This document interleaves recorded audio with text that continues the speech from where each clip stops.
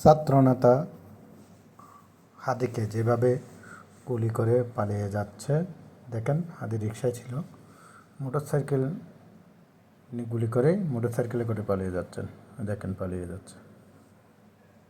তো কী ধরনের বর্তমানে বাংলাদেশের পরিস্থিতি, একজন ছাত্রনেতাকে এভাবে গুলি করা মানে সন্ত্রাসী কার্যক্রমে পুরোপুরি লিপ্ত থাকার প্রমাণ।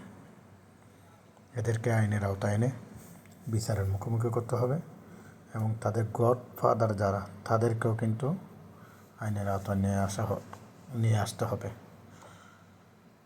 যারা এই ঘটনা ঘটিয়েছে দ্রুত 2-1 দিনের মধ্যে তাদেরকে গ্রেপ্তার করে জনগণের সম্মুখে ছেড়ে দিতে হবে। জনগণ তাদের বিচার করবে। এই ধরনের প্রকাশ্য ঘটনা একজন যোদ্ধাকে, একজন ছাত্রনেতাকে, একজন ঢাকার পার থেকে এভাবে গুলি করতে পারে না।